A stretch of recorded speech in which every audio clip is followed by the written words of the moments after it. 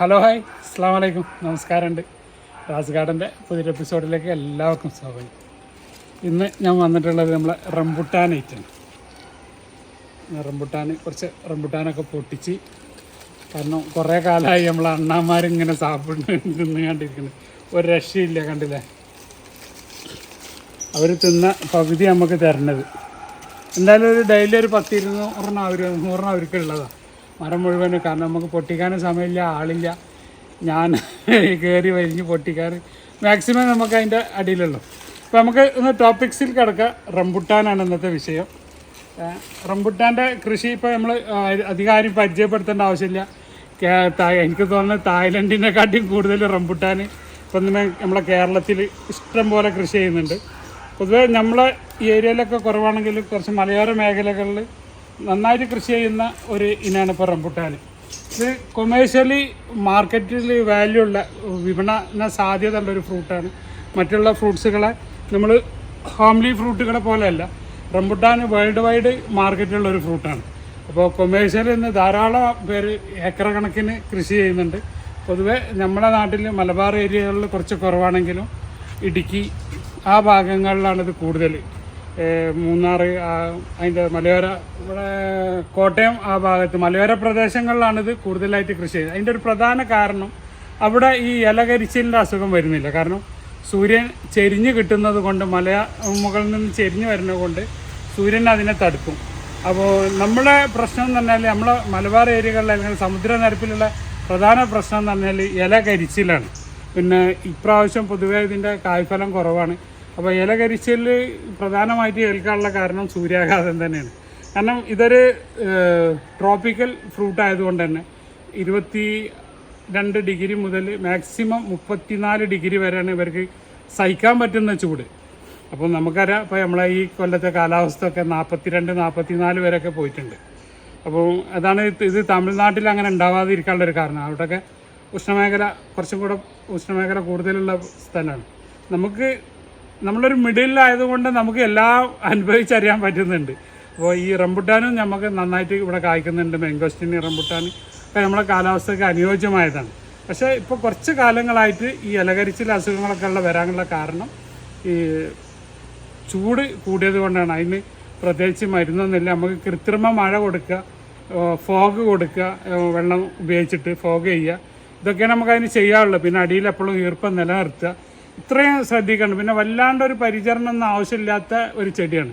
അപ്പോൾ തീർച്ചയായും ഒരു വീട്ടിൽ ഇതൊരു ചെടി വെച്ചിരിക്കണം. നമുക്കിത് രാസവളം കൊടുത്തിട്ടുണ്ടാക്കുക, ജൈവവളം കൊടുത്തിട്ടുണ്ടാക്കുക. പിന്നെ ഇതിൻ്റെ ഒരു പ്രധാന ഒരു രോഗം വരുന്നത് ഫംഗസ് ബാധയാണ്. പൂവ് വിരിഞ്ഞ് ചെറിയ കായ്കളായി വരുമ്പോൾ ഒരു വെള്ള ഫംഗസ് വന്ന് കെട്ടും. അതിന് ആൻഡ്രാക്കോൾ എന്ന് പറഞ്ഞൊരു ടോണിക് പ്ലസ് ഫംഗിസൈഡാണ്. അത് അടിച്ചു കൊടുത്താൽ ഒട്ടുമിക്ക ഒരു 80-90% നമുക്ക് അത് പരിഹരിക്കാൻ പറ്റും. അത് മഴ ആണ് പിന്നെ വേറൊരു വില്ലനുള്ളത്. നന്നായിട്ട് മഴ പെയ്യുകയാണെങ്കിൽ ഇതിൻ്റെ കായ്കളൊക്കെ കൊഴിഞ്ഞു പോകാൻ നല്ലൊരു സാധ്യത കൂടുതലുണ്ട്. മൈക്രോ ന്യൂട്രിയൻസ് ഒക്കെ കൊടുത്ത് ഫിറ്റാക്കി നിർത്തുകയാണെങ്കിൽ ഒരു 50% നമുക്ക് തടയാൻ പറ്റും. എങ്കിലും 100% നമുക്ക് കൊഴിച്ചിൽ തടയാൻ പറ്റില്ല. പിന്നെ ഇത് സ്വയം കൊഴിക്കുന്നതുണ്ട്. ഒരു കൊലയിൽ തിക്കായിട്ടുണ്ടാവുകയാണെങ്കിൽ മരം സ്വയം കൊഴിക്കും. കാരണം അതിന് ഫ്രൂട്ട് വലുതാവാനുള്ള ഒരു ഗ്യാപ്പ് കിട്ടില്ല. അപ്പം മരം സ്വയം കൊഴിച്ചിടും. കാരണം ഓരോ ഫ്രൂട്ടും മെച്ചൂർ ആവണമെങ്കിൽ കുറച്ചൊരു സ്പേസ് വേണം. തിങ്ങി കായകൾ ഉണ്ടാകുമ്പോൾ അങ്ങനെ കൊഴിച്ചുകൾ സംഭവിക്കാം. അതൊക്കെ നാച്ചുറലായിട്ട് കൊഴിയുന്നതാണ്. അതിനൊന്നും നമ്മളതിൻ്റെ സൈക്കിൾ എടുത്തിട്ട് അതിൻ്റെ പിന്നാലെ മരുന്നേറ്റ് പോകേണ്ട ആവശ്യമില്ല. പൊതുവേ ഒരു രോഗങ്ങൾ കുറവുള്ള ഒരു ഫ്രൂട്ടാണ്. പിന്നെ തണലിനാണെങ്കിൽ ഇപ്പോൾ എൻ്റെ വീട്ടിനെ സംബന്ധിച്ചിടത്തോളം ഏറ്റവും കൂടുതൽ തണൽ തരുന്ന ഒരു വൃക്ഷമാണ് ഈ മരം. ഇതാണ് എൻ്റെ റംബുട്ടാൻ്റെ 3 മരങ്ങളാണ് ഈ കാണുന്നത്.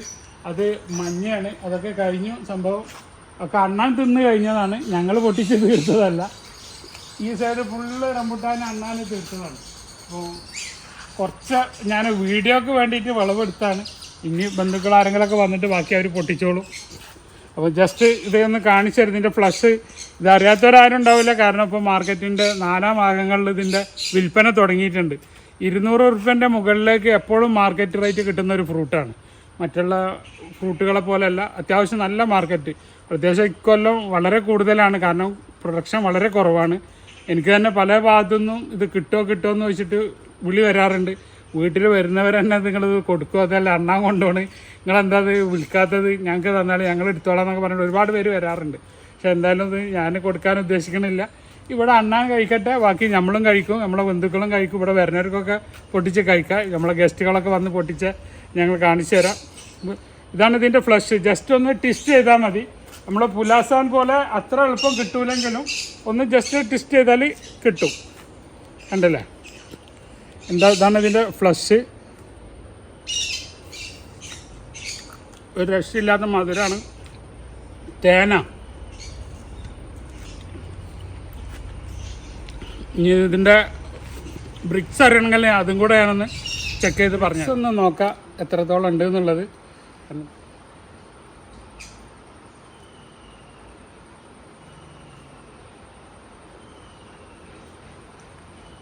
നമുക്ക് ജസ്റ്റ് അതിൻ്റെ ബ്രിക്സ് ഒന്ന് നോക്കാം.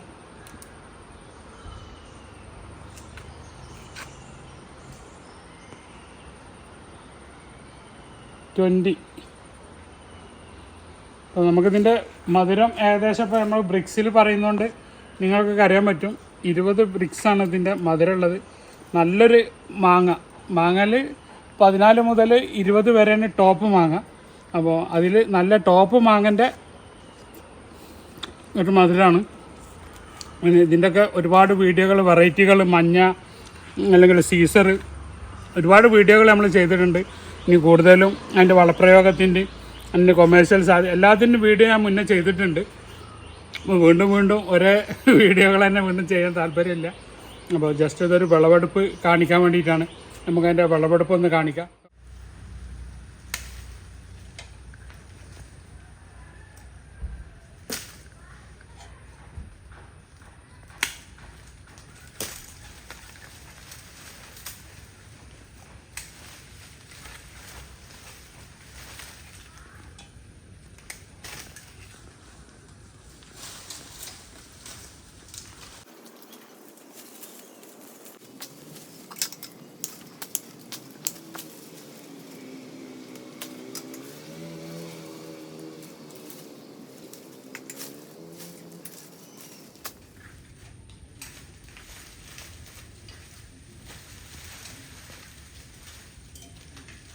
ഇതിൻ്റെ കമ്പ് ഇങ്ങനെ മുകളിലാക്കിയിട്ട് വേണം കട്ട് ചെയ്ത് കൊടുക്കാൻ.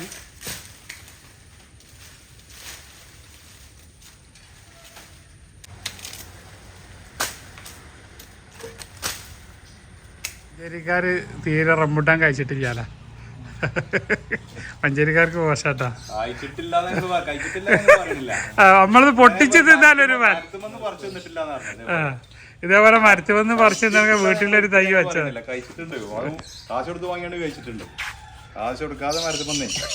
പഴുത്ത പൊട്ടിക്ക്, ചുവന്ന പൊട്ടിക്ക്.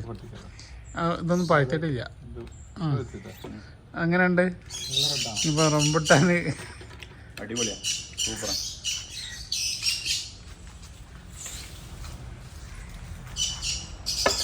നമ്മളെ ഗാർഡൻ കാണാൻ മഞ്ചേരിയിൽ നിന്ന് വന്ന ടീമാണ്.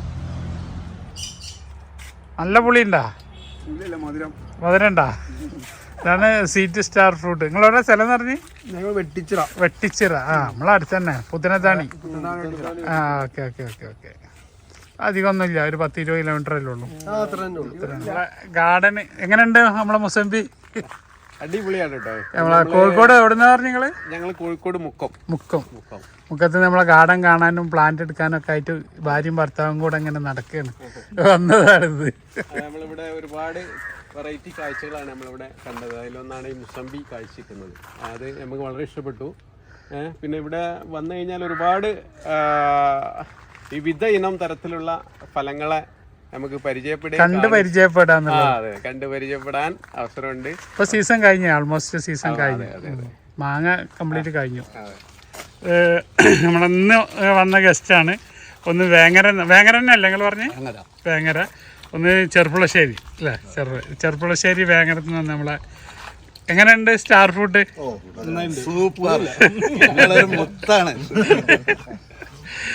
മഴന്റെ ചെറിയൊരു മധുരക്കുറവുണ്ട്. മധുരക്കുറവുണ്ടോ? പക്ഷെ ഒന്നും കൂടെ പഴുക്കണം. ഒരു ഗോൾഡ് മഞ്ഞ കളറിലേക്ക് വരണം. ഒന്ന് പഴുക്കാണ്ട്. പിന്നെ വെള്ളം ഇനി നിന്നാലും ഇനി നിങ്ങൾക്ക് കിട്ടൂലല്ലോ. പിന്നെ ഈ സാധനം ബറാബിയാണ്, അത് ഞങ്ങൾക്ക് തിന്നാൻ തരുന്നില്ല. ഉണ്ട്, അത് ഞാൻ പിന്നെ ആർക്കും കൊടുക്കലും ഇല്ല. കാരണം നമ്മൾ റെക്കമെൻഡ് ചെയ്യാത്തൊരു നമുക്കിന്ന് മഞ്ചേരിയിൽ നിന്ന് നമ്മളെ കാടൻ കാണാൻ വന്ന ആൾക്ക് ഒരൊറ്റ നിർബന്ധം, ഒരു ഓറഞ്ച് ഒന്ന് മുറിക്കണം എന്നുള്ളത്. പുൽപ്പറ്റന്ന് വരും.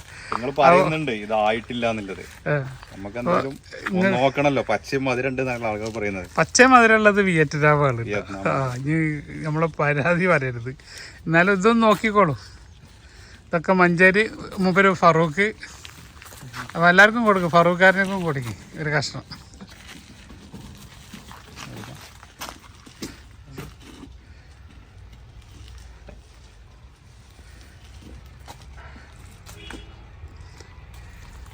ചുണ്ടുമ്പോ തട്ടേണ്ട കറ ഉണ്ടാവും. ഇപ്പോൾ പച്ചയാണ്, ഞാൻ ആദ്യമേ പറഞ്ഞ് പൊട്ടിക്കണ്ടെന്ന്. പുളിയില്ല, ഇല്ല ഇല്ല. എന്തായാലും ഇനി ഒരു 3 മാസത്തെ ടൈം മധുരമായിട്ടില്ല. 3 മാസം കഴിയണം. പിന്നെ നിങ്ങൾക്ക് അങ്ങനെ പതിരാണ് കണ്ട. പക്ഷെ പുളിയില്ല. ഇല്ല, അത് ഏറ്റവും സ്വീറ്റസ്റ്റ് ആണ് ഇപ്പൊ അത്. 1, 2, 3 അങ്ങനെയാണ് നമ്മളെ എണ്ണല്. ഓക്കെ, ഇങ്ങനെ പേര് പറയുകയാണ് 1, 2, 3 പറഞ്ഞു. ഇപ്പൊ നാളെ ഇപ്പം അതിന്റെ ടാഗ് ഇട്ടിട്ട് ഇറക്കും ഒന്നാകെ. കുടുംബക്കാരൊക്കെ തന്നെയാണ് കേട്ടോ. കഴിച്ചോക്കി മധുരം ഉണ്ടോ കുടിച്ചോക്കെ. അങ്ങനെ തിരിച്ചാൽ മതി, കൈയായിട്ട് ടെസ്റ്റ് ചെയ്താൽ മതി.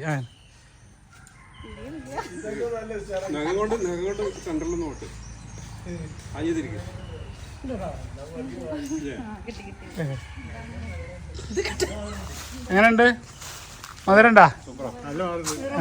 നമ്മളെ ബന്ധുക്കളാണ് കേട്ടോ. കുറച്ച് ദൂരമുള്ളവരാണെങ്കിലും അടുത്തല്ലെങ്കിലും ആദ്യമായിട്ട് വരല്ലേ, ഇങ്ങോട്ട് ആദ്യമായിട്ട് കയറല്ലേ? വന്നിട്ടുണ്ട്. ഉമ്മാക്ക് കൊടുക്ക്,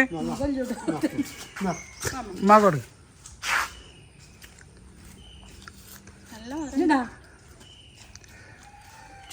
ഞങ്ങൾ അയൽവാസിയാണ്.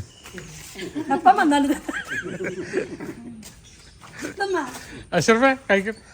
അപ്പോൾ നമ്മളെ പൊട്ടിക്കലൊക്കെ കഴിഞ്ഞ് നമുക്കിഞ്ഞത് വീഡിയോ ബൈൻഡപ്പ് ചെയ്യാണ്ട് ഇതൊക്കെ കമ്പൊക്കെ വേറെ എടുത്താണ്ട്. അപ്പോൾ കൂടുതൽ വിശേഷങ്ങളൊക്കെ ആയിട്ട് പുതിയൊരു വീഡിയോ ആയിട്ട് വരുന്നവരെ ചെറിയൊരു ഷോർട്ട് ബ്രേക്ക് ഉണ്ടാവും. വീഡിയോ ഒക്കെ ഒരു 10-15 ദിവസത്തെ യാത്രയിലാണ്. അപ്പം ഈ വീഡിയോകളൊക്കെ കുറയും. അപ്പോൾ കൂടുതൽ തിരിച്ച് വന്നിട്ട് ഇൻഷാ അല്ലാഹ് കൂടുതൽ വിധി ഉണ്ടെങ്കിൽ നമുക്ക് വീണ്ടും പുതിയ വീഡിയോകളായിട്ടൊക്കെ വരണ്ട്. ബായ്. അബ്ദുൾ റസാഖ്, തിരൂർ.